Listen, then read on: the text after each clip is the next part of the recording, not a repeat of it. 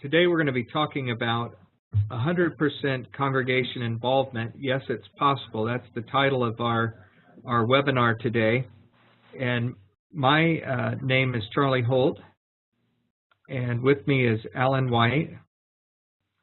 Hi there. And I'm the author of the Christian Life Trilogy and the rector of St. Peter's Episcopal Church in Lake Mary, Florida. And Alan, why don't you introduce yourself? Yeah, I have been pastor for 25 years and have done a lot with small groups, have worked most of the last 12 years for Life Together Ministries, which started out of Saddleback Church, and currently am a church consultant and work with churches in a variety of ways and helped with the development of the Christian Life Trilogy about a year ago, and I'm happy to be here. Great, thank you. My little clicker's not working. A couple of things that we're going to be working on today is the idea of launching small groups at 100% of your average Sunday attendance. And just to give a sense, when we talk about 100%, yes, that's possible, 100% participation. What we're talking about is that it is possible to get 100% of your average Sunday attendance connected and engaged in a small group ministry. And so just to give a number, if your church has 100 people that come on a weekend, it is possible to have 100 people involved in small groups. And Alan and I have both seen this many, many times over our ministries, and we'd love to talk with you about how that is accomplished. And the same is true of a church that has 1,000 people that come on a weekend, or even 10,000. It's possible to have 10,000 people engaged in small groups for a church that has 10,000 people coming on a weekend. So let me ask you a question, Alan. You know, I have the space shuttle here. I know we've decommissioned the space shuttle. That's not. I don't want to go too far down that road. But I think a lot of our churches. This is a very Florida icon here, but a lot of our churches are sitting on the launch pad and really poised to do some big things, but they just need a little encouragement. So why would you say we need to launch big? I think because it's easy to launch small. It's easy to have a measurable goal, and you don't know what you really could have done until you have that goal that's it may seem over the top for you. And for every church, that's going to be a little bit different. But what is that thing that seems almost impossible? And I kind of equated, in my own experience, back to Roger Bannister when no one thought it was humanly possible to break the 4-minute mile. And so they thought it was a physical limitation, and what it ended up being was actually a mental limitation. And once Roger Bannister was able to break that 4-minute mile, there were a number of other people that followed immediately right after him and were able to also break the 4-minute mile, because then they knew that it was possible. And so in churches I work with, across North America, as well as churches I've served in, and including St. Peter's with you, Charlie, to see some things that were just, phenomenal. And I don't know that I would have ever believed that a church of 260 people could have had 70 small groups until I saw that happen at St. Peter's. Alan, one of the things, your audio is a little choppy, and maybe that you're having some kind of technical thing there, or feedback. Could be. One of the things that you mentioned, St. Peter's, and it was something that really surprised us when we went through it. But back in 2004, you'll remember that Rick Warren launched what was a very famous small group program called the 40 Days of Purpose, based on the Purpose Driven Life book. And this is really where my horizons got expanded on small group ministry. Is we set a goal to have a lot of small groups for our church. We had about 240 people coming to our church at the time, and at that, with Rick Warren's encouragement, he challenged us to do what was called set an exponential goal. And what he said was add a 0 to whatever number you were planning. So we were planning to have 10 small groups And when we took his counsel and added a 0, that would mean at our church with 250 average Sunday attendance, we would have 100 small groups and 1,000 people taking the course with us and participating. And that was something that we got excited about, but it became a very big challenge for us. And what I'll tell you, just the short end of the story is, we didn't end up hitting 100 small groups, but what we did accomplish was we got to a point where we had 70 small groups participating in the 40 Days of Purpose campaign. And 65% of the people that participated with us in the 40 Days of Purpose campaign were not members of our church. We added 30 new families to our congregation that year, and it really changed the way I look at the way that small groups can fit into the life of a congregation. And the really neat thing about the small group experience is that we thought, well, that was just a one-time thing, that Rick Warren's book and he was famous and that kind of thing. But we have been able to replicate, not at that level, but we have consistently gotten 100% of our average Sunday attendance connected to small groups every time we've really set our mind to do that. And as we have launched multiple different small group programs and campaigns over the years, we've found that we can consistently connect 100% of our average Sunday attendance. Alan, talk about the gap that we often experience between worship and discipleship.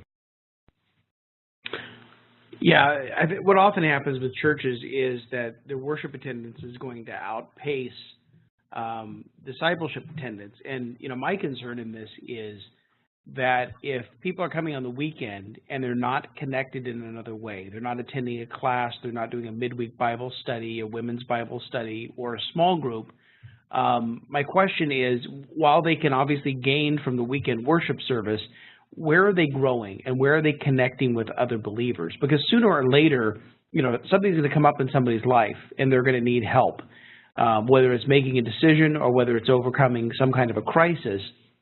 And so where's the help going to, you know, originate from in the congregation?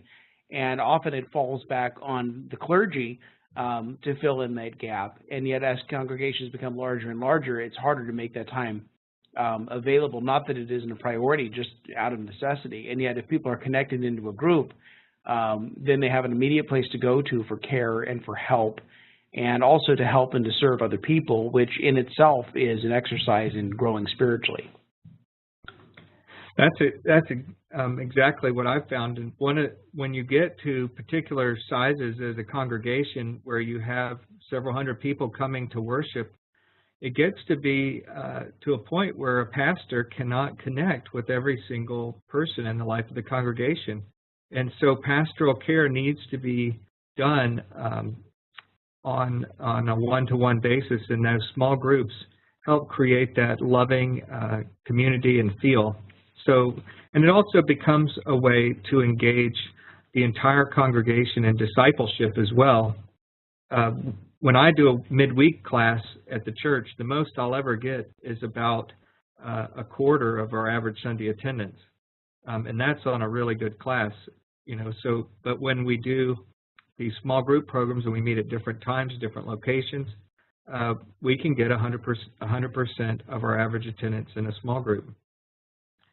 One of the things, if you're joining the webinar, and I see we've gotten a good number of participants now, is that there's a couple of ways that you can ask us questions, and probably the easiest is to use the chat function. You can send a chat to us and ask a question, and we can respond to that as we see those. So I do encourage you to give us some feedback or raise questions. If there's something that we said that's unclear, go ahead and use that chat function and let us know what you're thinking, because we'd love to have some interaction as we're going through this. So a couple of things at groups, we've already talked about a lot of these things, but groups bridge the gap of increased connection, pastoral fellowship, the discipleship need. How do small groups increase attendance and volunteerism and giving, Alan? You know, these aren't just examples of wishful thinking. These actually came out of research that was done by Eric Geiger and his companion that I'm not thinking of right now, but the book's right here on the shelf, Ed Stetzer at Lifeway Research, president of Lifeway Research, in a book called Transformational Groups, as well as some research that was done a while back by Robert Wuthnow in his book called Sharing the Journey. And so academically, this has been studied. People have looked at the research, and then also anecdotally through churches that I've had the privilege of working with over the last 10, 12 years. But to find that there is increased connection as people are spending time with each other, getting to know each other. And, and this is a function that's necessary not just in a large church, but in any size church. Because the people coming in, they're not all going to have a personal relationship with the senior pastor or maybe even with the staff member, but as long as they're connected to somebody, as long as they know somebody that they can spend regular time with and then also to grow with, but also the attendance piece. And attendance can come one of two ways. One is that we found that the participation during a series is higher than participation during other seasons of the year, because what they're studying in their groups is also being taught on the weekend. And because of that connection, they're more likely to attend the weekend service because of what they're studying in that group the next week. There's also a bit of accountability there, because it used to be that if they attended worship and if they missed worship, well, then who noticed? But if there are groups, sitting together, or they'll say, I didn't see you on Sunday. Is everything okay? And there's a little bit of accountability built in. The other way that this helps to increase attendance is that sometimes people will invite their friends, their neighbors, people that maybe infrequently attend church to be part of their group. And those folks, you say, oh, by the way, this is being taught on the weekend as well. Would you like to come to church with me? And then serving as well as giving. I have a church that I've been working with this last year in the Harrisburg, Pennsylvania area. And they did a comparison of the first 6 months of 2014 and the first 6 months of 2015. And side by side, the only thing they did different was they've done 2 church-wide studies that align with the weekend services. And they found that they've had an increase in attendance of 7.5% over the same time period last year, and they've had an increase of giving by 7% over the same time period last year. And that's not an insignificant thing. I mean, if a church, say, has, I'll use even numbers because it makes the math easier for me. If you have $1 million budget, you increase 7%, that's $70,000. And that could be, a staff position or a new boat if you live in Florida or something like that, right? We don't have a church boat. But what I've just seen it practically happen in my own small group, where we had a friend of ours that we invited to be part of our small group. And it was somebody that worked out with my wife at the exercise class. And the next thing you know, she's attending church with her husband. Her husband started attending our small group. And then kind of like glue, they invited a friend to the small group and now to church as well.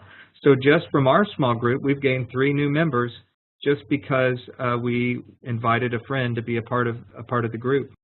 So it does work.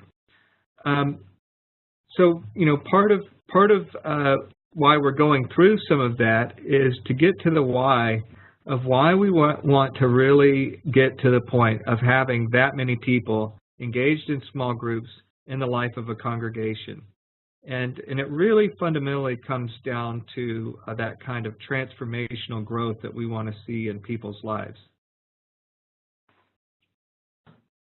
Yeah, and this is very true. And you have to ask yourself, what are you ready to do? Do you want transformational growth, or do you want incremental growth as far as numbers, as far as even how people are growing individually as believers? And I would say even what you were saying earlier, Charlie, about you thought for 40 Days of Purpose that maybe you would have about 10 groups, and then you added the 0 to the end and shot for 100. Well, if your goal was 10 groups, even though you didn't get to 100, if your goal was 10 groups, I doubt that you would have gotten to 70. That's right. You know, but with 100, you know, you say, oh, it's a failure. We were 30 groups short of our goal. No, absolutely not. To have 70 is tremendous. And so I think that thing of how do we aim higher? How do we go further than we think? And sometimes we think, well, you know, I need to have these well-qualified leaders that I know personally and this, that, and the other. And you can do that. And it will lead to more incremental growth as far as getting people connected into groups. But when we say, well, let's build a team, and then that small group team is going to help, you know, recruit folks, train folks who are perhaps, we know them, perhaps we don't know them as well, but we can get to know them. And that begins to kind of unleash this a little bit and take it to a different place than it might have been. Absolutely. And you know, as a pastor, I know that a lot of clergy sometimes get a lot of pressure to get, you know, more people in the pews and more financial. The most important thing that you want to see is that life change and transformational growth and personal relationships and depth of spiritual commitment and faith. That's really where it's all about. And when you go after that, you actually get the other as a side benefit, more people, more dollars. This is a quote that you like, Alan. What is this one saying to you? Well, here's what it says to me. My name is Alan, and I am a recovering control freak. And I really did have a lot of control of my groups early on. But, you know, I came across this line, and it's not, you know, the exact words of Rick, but it's the spirit of what he said, that you can structure for control or you can structure for growth, but you can't do both. And so when I found that I was heavily leaning on the control side, I found that the growth was not as regular, it wasn't as big as I had hoped it could have been, but I did have control. And once I began to release control, try some things that at the time I felt was risky by, you know, developing a team, by inviting people to gather friends, to do a study, and maybe I didn't know them as well, but I had a team who was getting to know them. We found that our growth went in a lot of different directions. And it was, you know, it wasn't really my senior pastor, it wasn't the church, it wasn't the material, it was me trying to, you know, keep a heavy hand on the whole process and what was going on. And once I began to release that and allow other people to use their gifts, allow other people to become involved, and it didn't all revolve around me, then growth became very steady. Now, were there problems along the way? Yes, there were problems along the way, but we addressed our problems. And it's not like, oh, we tried some new strategies and got people connected to groups, and then all of a sudden we had all of these problems. The reality is the problems are already out there. We just found out about the problems so we could do something about it. Yeah, exactly. One of the things that I've noticed just in my own need to control is I like seeing people on the church campus.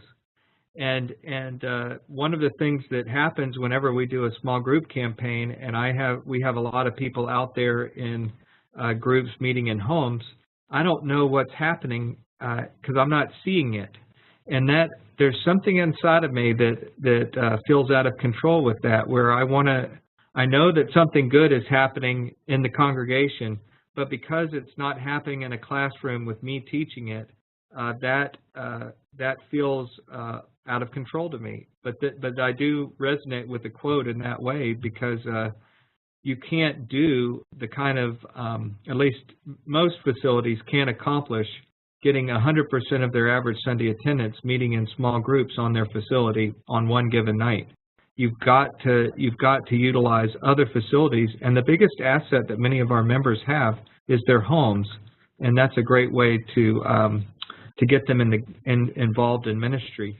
So let's talk about a goal, creating a goal for a congregation.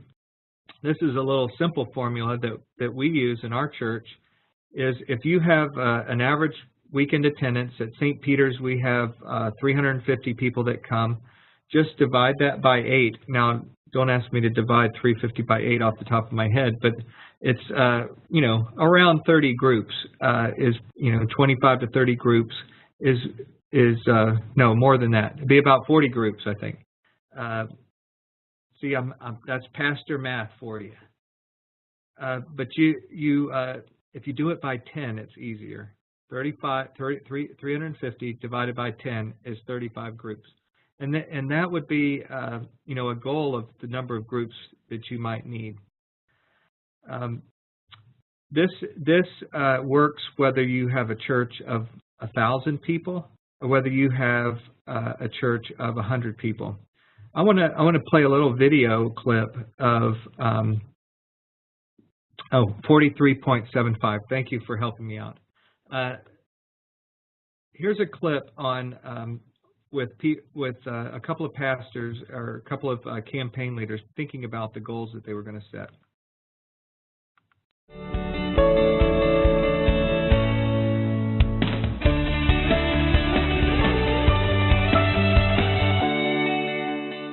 And for the given size of our church, we initially thought 20 would be achievable small groups to attain, but we want to shoot high. So we said we're going to get 40 small group host leaders.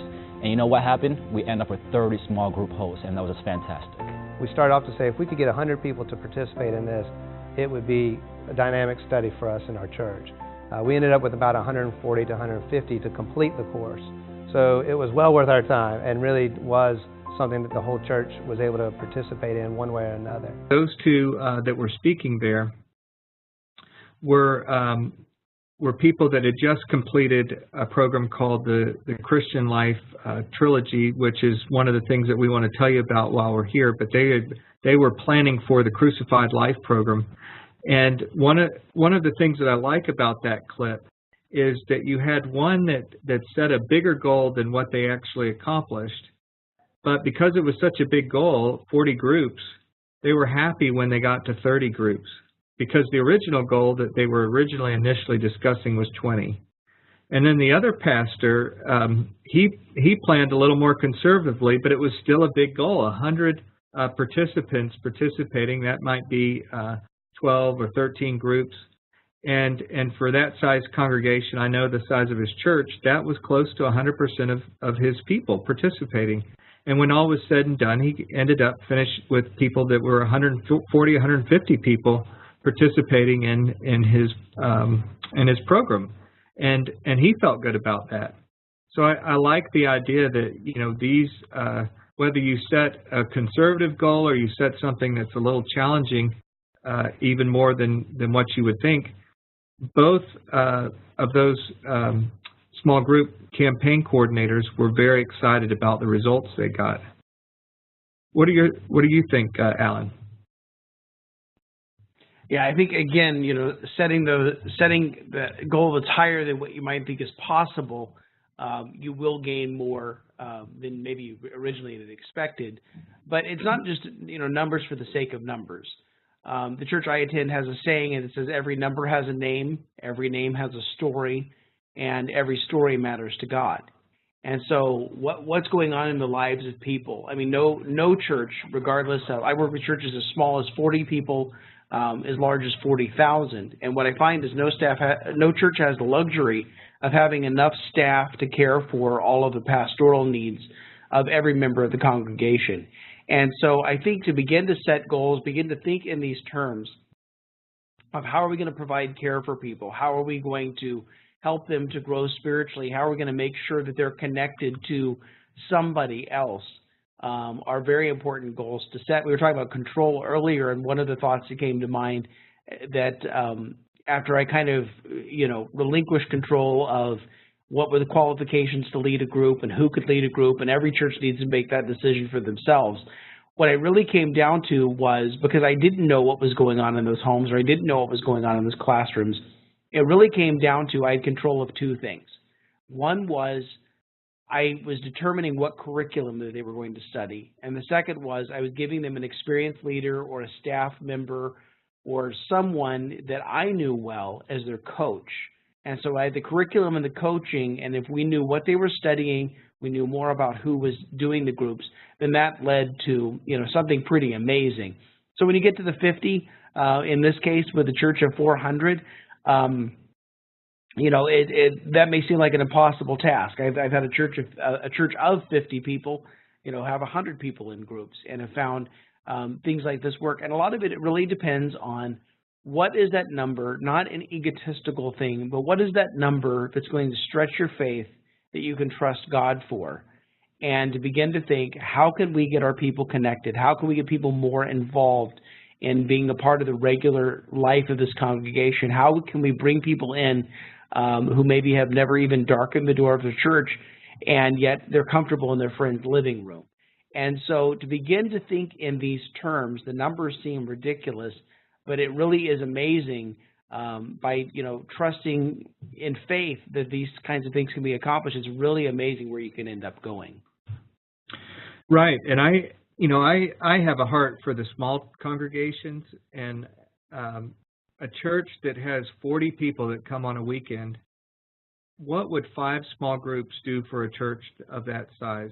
If you were to engage 50 people in the life of that church in a small group, or 40 people in a small group, that could change the dynamics of that small congregation, where they have a much more family feel, more engagement, and it could really set it on a strong path.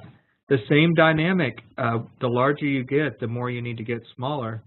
But if you have 4,000 people, and we have people that have signed up for this webinar that are in both categories, some that are vicars of small churches, and some that are the larger congregations that have the multiple thousands of people that come on a weekend. Getting 500 people in groups may seem like an insurmountable task, but for a church that size, they're able to put the infrastructure in place to make that happen and to accomplish that. A church that has 40 people coming on a weekend, it may seem insurmountable to have 5 small groups going, but it's not really at all. We're only talking about 5 host homes to host that small group. And I think any pastor could probably come up with 5 families that have the gift of hospitality to open up their homes to host a small group. And you could probably think of it in a few minutes if you really put your mind to it.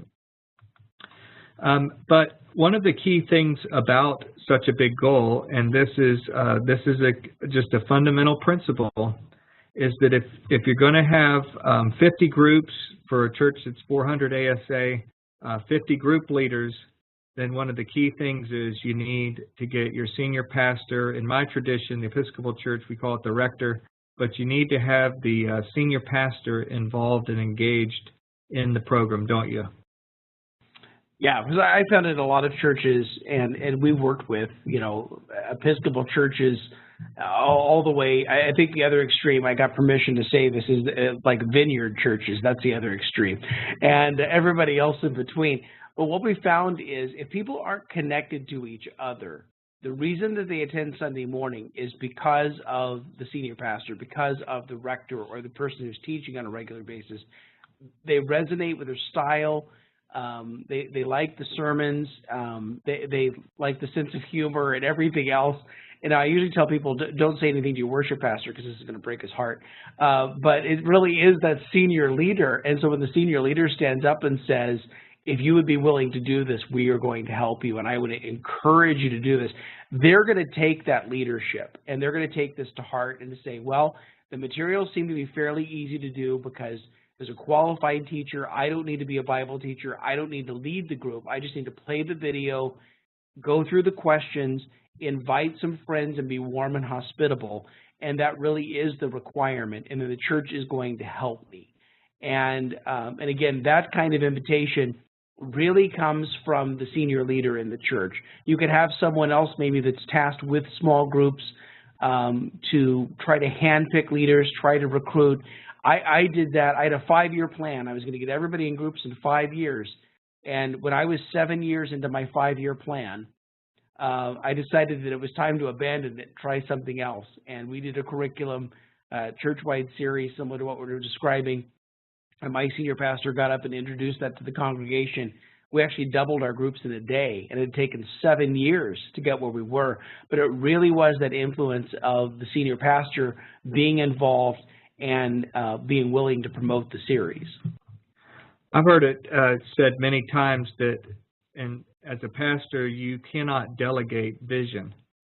You can delegate a lot of things, but the one thing that you can't delegate is being the one that speaks the vision to the congregation. The people that are following your lead, they need to hear that you believe in something and that it's going to be something that you're going to put your support behind.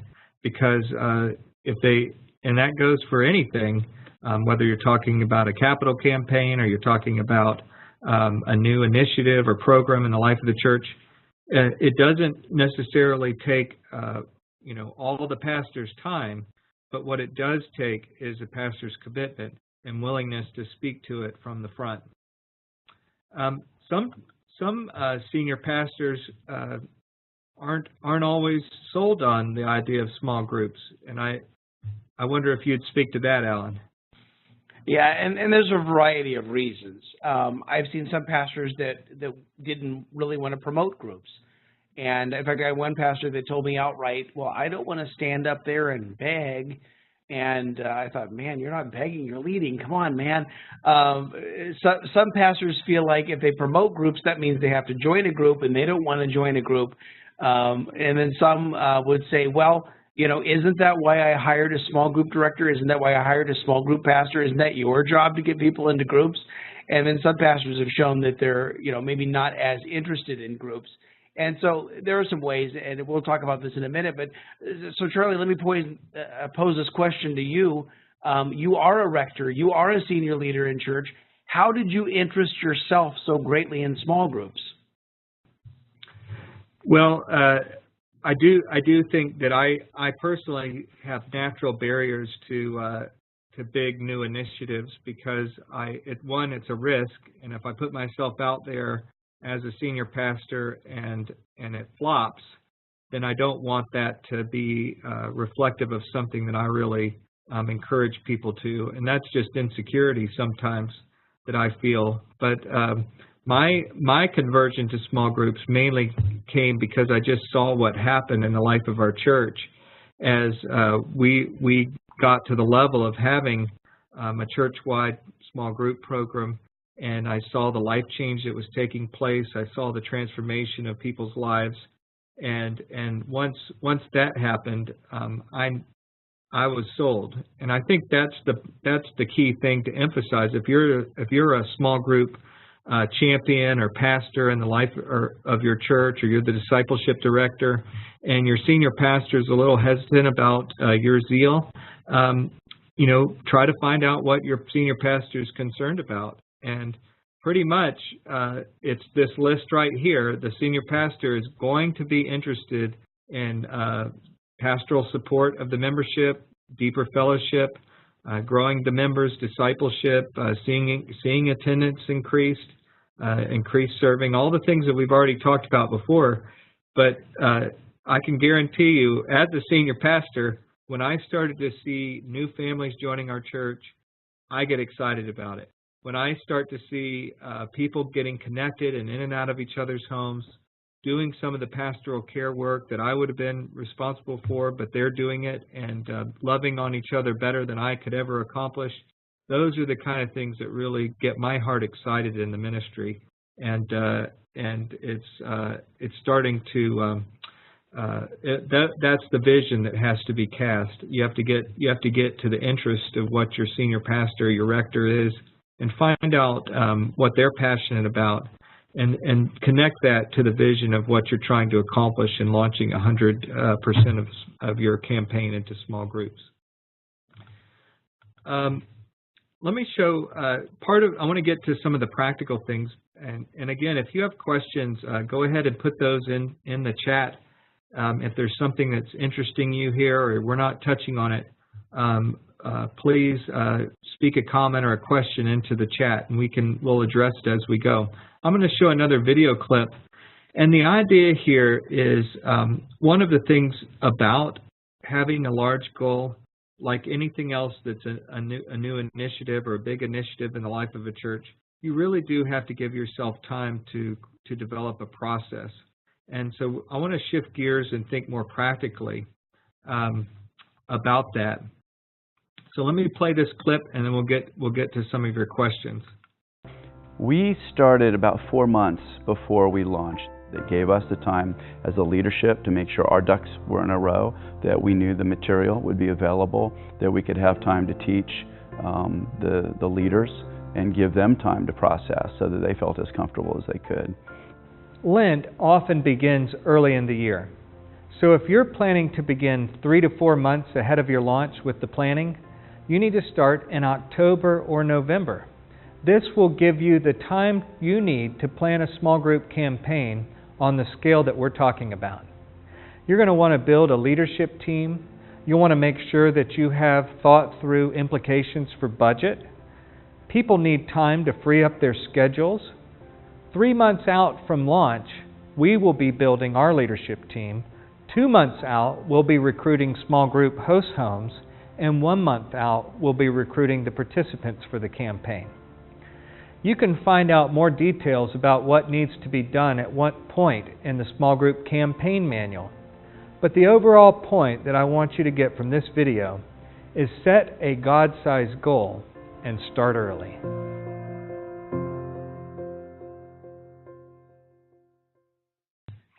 One of the things that I think both of those pieces, one was me talking, of course, and expressing what we do in our congregation as we're about to launch a new initiative, and the other was Jim Servillo at the Church of the Ascension.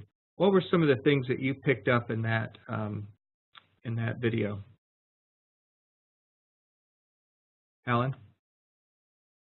Sorry, I didn't get unmuted quickly enough there. No, I think that just underscoring a lot of the things that we've talked about already, but I think the key is the part in your video of giving yourself enough time, that it doesn't need to be a rush, it doesn't need to be last minute. We have Lent every year, we have Easter every year. We're going to do something, so we might as well plan that and have those things in mind. And so I think giving yourself time to plan in advance, enough time to gather your team, enough time to begin to, recruit people who would be leading, to give them some training, and then enough time to allow, groups to start, to be formed. And then, with the ending of a year, the beginning of a year with Advent, people are looking to new things. And so it's kind of an ideal time in a lot of ways to be trying something new. But also just to be beginning to give that leadership and that thinking, and maybe even to get your own self up to speed of, what are some things that I need to be thinking about? What do I need to challenge myself with?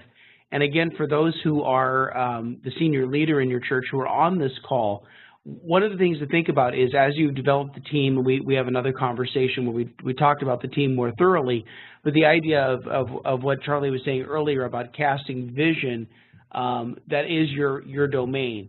But beyond that, to have other members of your staff, to have volunteers in your congregation to serve in a campaign team, then it's they're charged with caring for these leaders. They're charged with training leaders.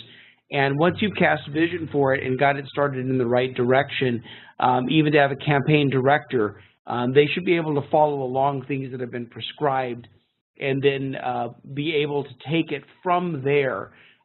So that while there's a flurry of activity, it is also a lot of other people being engaged to serve in ways, so it doesn't all fall back on the senior leadership. Right. So, one of the things that, I'm hoping to encourage some of you to be thinking about is the possibility of using a program that we've developed called the Christian Life Trilogy, which has a Lenten campaign called the Crucified Life. And so let's just take that for an example. If you're going to start to plan for that, Lent of 2016 comes pretty early. It comes at the beginning of February. So if you back up 3 months, and I tend to look at things pretty simple. So 3 months out, I would be planning the launch, building my leadership team, getting key leaders on board. 2 months out, I'll be recruiting the hosts that are going to host the small groups. And then 1 month out, I'll be working on participants.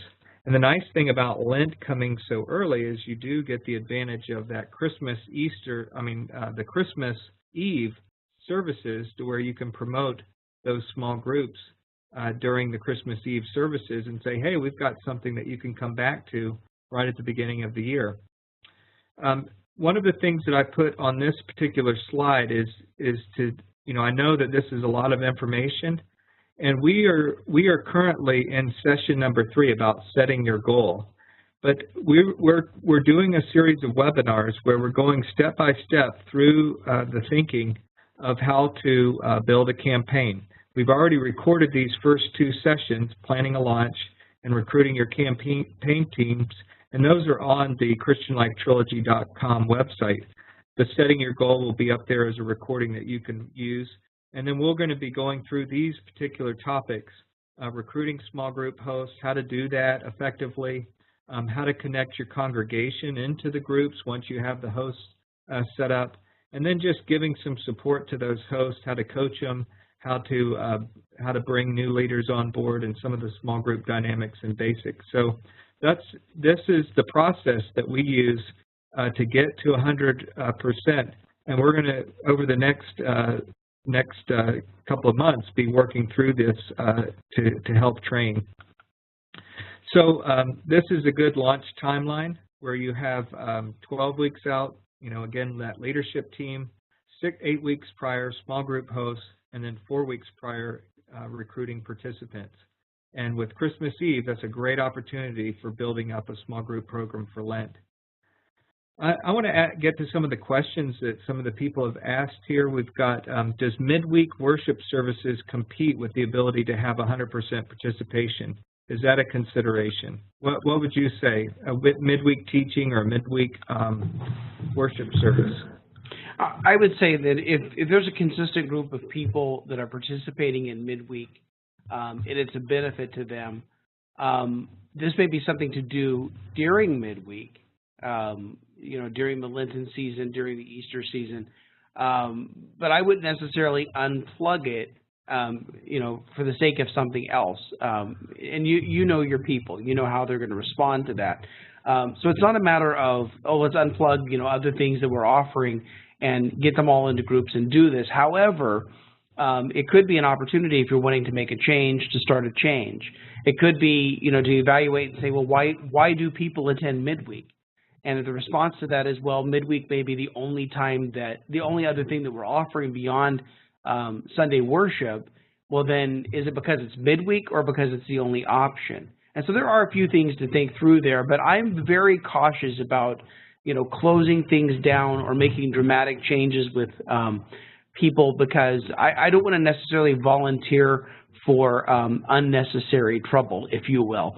I want to keep the focus on what we're trying to advance. If people are connected, if they're being taught in something that's not a small group, then if that's a valid thing and it's meeting a need, then maybe that's something that should continue. If it's a matter of, well, let's take a break from this because I would like to encourage, those who are in a midweek to open up their homes and do a group, but it's just going to be for one season, and people understand that may be worth a try, but I don't think it necessarily has to be an either or. I think it could be a both and. Right, and in our congregation, we do have a lot of young families who value the midweek program where there's a youth group that's meeting and also a children's program. So that becomes where we have small groups actually meeting on our campus. We couldn't handle all the small groups meeting on our campus as a midweek Wednesday night thing, but by having 5 or 6 of them meet here, that provides free childcare, which for small groups is probably the biggest challenge for young families to participate in small groups, is what do you do with the children? And so that is one solution, is to have a midweek offering where you have some groups meeting at the facility and take advantage of a child care situation. Those are good things that you said too. Let me give a little bit of a commercial, and we'll get to some of the other questions. I want to encourage you to take a look. I sent, for just participating in the webinar, I sent you one study guide for the Christian Life Trilogy series, The Resurrected Life. And you'll be getting that in the mail sometime soon. But this is part of a larger small group study. There's 20 weeks of material, and it's designed to align the heart of the church around the heart of the church year. And the goal of the Christian Life Trilogy is to focus our hearts around the heart of the gospel and the things of first importance, which is the cross, the resurrection, and the outpouring of God's Holy Spirit. And so the crucified life is designed to go through the seven weeks. And if you start on the Sunday before Ash Wednesday, it's a perfect curriculum to launch a small group program. And people are looking for things to do for Lent. And so even if you just did the crucified life and you didn't move on to the other two parts of the trilogy, and we had 40 congregations use these materials this past year, and some of them did that, just that. They stopped with the crucified life, but had tremendous impact and made the lead up to Easter and the Holy Week services and Good Friday especially poignant and meaningful, as people were well prepared by focusing on Jesus' 7 last words of the cross. The next launch time is actually after Easter. And so the resurrected life is written to be a study to do post-Easter. And then the Spirit-filled life is written to be done after Pentecost. What we did as a church is we used the crucified life for Lent, then we did the resurrected life after Easter, and then we did the Spirit-filled life as a fall program. And what that did is it provided a year's worth of material. There's 20 weeks of material. So a small group could get started, and they could be a new group. And by the time they got to the second series, that group had gelled. And those groups are now very strong and active as we're launching this year the Spirit-filled life at our church. These are materials that I wrote, and I wrote them because my own experience, I wanted small group materials that aligned with the heart of the church year and the heart of the gospel. And so I believe these are pretty unique materials, and they've been done to a high quality. If you're interested in them, you can look on the website. There's a way to see free samples of the first weeks of all of the different series and the videos and so on. And if you're really interested, what I would encourage you to do is to order that campaign kit, and you can get that for $50 off if you use that coupon code of Lent 2000 or Lent 16, which is right there, Lent 16. And I'll send you an email to that effect too, so that you can have that information. I want to just end with picking up some of these other comments and questions that we have. How do you deal with high dropout rates, Alan? Do you experience that with? Do we experience that with small groups where people participate maybe for one series and then they drop out of it? And what's your experience with that? Well, I think what's true of anything is that life can get in the way. If you have good intentions for something and then stuff just happens, I think one of the things is to encourage leaders to follow up, because I think sometimes in a new leader's mind, when people haven't shown up for a week or two, the thought is, well, they haven't come back because they don't think I'm a very good leader. That's just human nature. That's how we think about things. And it could be that they have a child that was sick, or they had to work late, or something like that. And so to pick up the phone and to make that call, even though it's difficult, most people are not going to scream into the phone, "We're not coming back because you're a horrible group leader." You just follow up and say, "Hey, I'm not calling to, I'm not the truant officer. I'm not calling to get on to you, but just wanted to tell you we missed you last week. Is everything okay?" And if they say, "Oh yeah, well, my son, this happened, he's in the hospital." "Oh, well, can we pray for you? Can we bring meals?" So it could be an opportunity to serve. Now, I would say, as far as going from one series into the next to sustain groups, one of the things that we didn't do very well back in the days of 40 Days of Purpose is we had a lot of groups and a lot of momentum around a single series, and then at the end of the series, all the groups disbanded. And so I think to avoid that, the idea is to, in the middle of the series, for instance, in the Christian Life Trilogy, in the middle of the crucified life, to say, oh, by the way, if you enjoy meeting together and you would like to continue, after Easter, we're going to have another series called The Resurrected Life. And you want the group to make a decision about whether or not they're going to go forward before the current study ends. Because once the study ends, the group kind of disbands. It's hard to get them, pulled in back together. But if they make a decision before that study's over and say, yes, we want to continue and do the next series after Easter, and then, and then after Easter, do we do one in the middle of summer? Probably not going to do one until fall.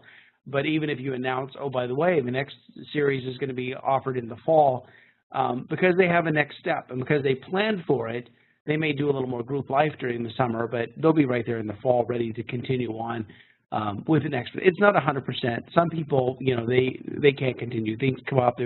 They agree to do 6 weeks and they can't do anymore. And then you graciously thank them. But for most people, just, those encouragements on the group level of following up with people, see what's going on, see what happened.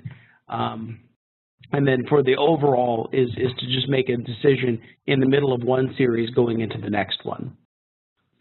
That's good. One of the things also I would add to that, and what you're describing is exactly our experience, is that if you can encourage the small group to make a decision of what they're going to do next while they're still meeting, they will continue to meet.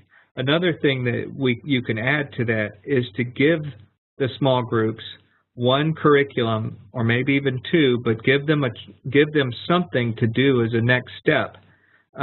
They may decide not to use that curriculum as a group, but by giving them an option, because it's like when you go to to Barnes and Noble and you see a million different books on the shelf, you can get overwhelmed and not know which one to pick, and you spend a lot of time thinking about it. And by the time you've made your selection, you gotta leave.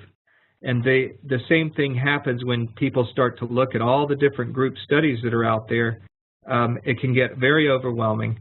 And so if you give them, as the pastor or the small group coach, our campaign director, one next step, that's enough to give them the confidence to say, yeah, we'll take the next step. And that is a helpful strategy too. Let me pick up one other question here. Is there a day of the week that facilitates more success towards 100% participation in your experience?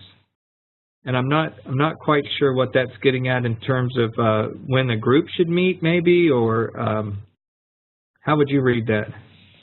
I'm thinking that if it's up to the individual group meeting in a home, then the best day of the week is whatever day is going to work for that host. But I would say the other side of it would be, if you're saying, is there one day of the week that if you opened up the church for groups to meet and provided childcare, would one day be better than another? If your members are accustomed to coming midweek, then Wednesday might be the night. If you're in a community where a high number of your people commute any distance, I found with people that commute, groups tended to meet on Friday nights because they didn't have to get up early and go to work the next day, or they met on Sunday nights because they could meet maybe more in the late afternoon, early evening, and they typically didn't have other plans booked on Sunday night. So those would be some considerations depending on your community. So I'm assuming they're talking about what day of the week to open up the church. Now, if you live in the South, as your presenters do, I wouldn't plan anything on Saturday because it's all about college football, and the group's not going to happen. So that's right. That's true here anyway, Charlie. I don't know if it is for you or not. That's very true. Gator football is very important down here. The other thing that I would add is that a lot of communities really respect Wednesday as a day for church. Not all communities, but definitely in some of the southern cities and communities and in other places, Wednesday night sometimes is more of a sacred night, and sports teams and schools and so on kind of expect that that's a church night. So that is a good night to have child care offered, because young families can often get off that particular night. Well, those are all the questions. Are there any other questions that any of that you have, or comments, or our participants have while we're still on? We have just about a minute left. Barring none, I want to just thank you, Alan, for being a good presenter, and thanks for your wisdom. And we'll look forward to talking with you again in about a month about the next topic. Yeah, it's my pleasure to be a part of this, and hopefully we've encouraged some folks. Maybe we've given them something to drive them to their knees and pray about. Now they're like, well, I was thinking about it, but now you guys scared me. Well, you know what? That's kind of a good place to be. And you never know what might come out of this. But I would just encourage the folks that are on this webinar today, if there's a bit of this that intrigues you, lean into that and find out a little more, take a step, and begin to dream about what might happen in your congregation. And I think you'll be very, very surprised in a good way. Yeah, I would echo that, and we're in the faith business, so having a God-sized goal requires God-sized faith, and it does give us something to pray about. A lot of times maintaining is something that we do as churches and as clergy and church leaders and staff, and we don't want to take the risks of possibly giving ourselves a bigger workload or something else. So I do also want to encourage you to take the step of faith, and if there's ways that we can support and help, particularly through curriculum tools like the Christian Life Trilogy, or through coaching and encouragement, let us know, and we'll encourage you and help you. So thank you, and thanks for all the participants for being a part. It's important to us that you're on, and we're thankful for that. God bless. Bye-bye.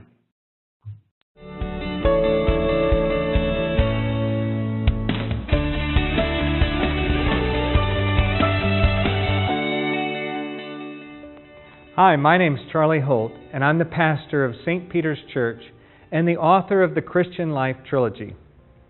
Over the years, I've had a hunger to see solid small group materials developed in and around the core faith of our church, found in the gospel of Jesus Christ.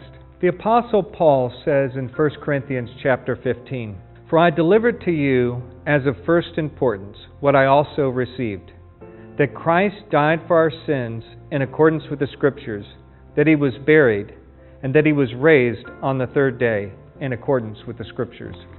The Christian Life Trilogy seeks to focus on the things of first importance: the crucified life, the resurrected life, and the Spirit-filled life. To explore what it means to walk the way of the cross, to be raised with Christ in newness of life, and to be filled with all the fullness of the Spirit of God.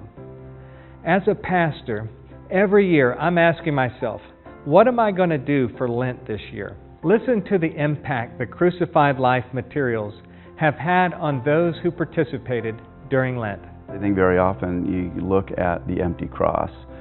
You look at just the season of Lent. Here we go, another year. This gave people an opportunity to go deeper and to really find out, what does this mean? How does this apply to my life? What does this mean for my depth of spirituality? To think of what Jesus was going through, it just made the Easter experience, the entire Easter experience, the most profound one I've ever had. The average Christian, when he thinks about the last 7 phrases that Christ said on the cross, may take them at face value. But when we find out from this session on the crucified life, the meaning behind those words and how it applies to us, it definitely matures you as a Christian in a very strong way. I look at things totally different than I did before. I think the crucified life really went to a place in people's lives where they're longing, but maybe don't even know they need. I've heard over and over again how God's touched people's lives and brought them to a deeper level of faith and intimacy with Christ through this Crucified Life series, and how our church as a community went through it together. What you have just heard is the transformational power of the first study in the trilogy, The Crucified Life, 7 Words from the Cross. The entire Christian Life Trilogy is a 20-week journey into the heart of the gospel and the heart of the Christian life. These 3 studies are not only deeply theological in their intent and purpose, but also deeply practical as they call us to be transformed into the image and likeness of God through His Son, Jesus Christ. Within just a couple of weeks, people were really sharing some of their biggest challenges, some of the toughest things that they're going through, and then watching other people in my group literally just wrap their arms around them, pray for them, and get involved in their lives. And that stuck and still sticks to this day. So that was, I think, what we needed, and that's what God did through the material. God is calling the church back to His heart, and you're invited to be a part of that by participating in the Christian Life Trilogy church-wide campaign. I hope this resource will bring tremendous renewal to the church, your congregation, and to you personally. My prayer is that the Lord will bring all of our hearts back to the things of first importance as we walk the way of the crucified life, the resurrected life, and the Spirit-filled life.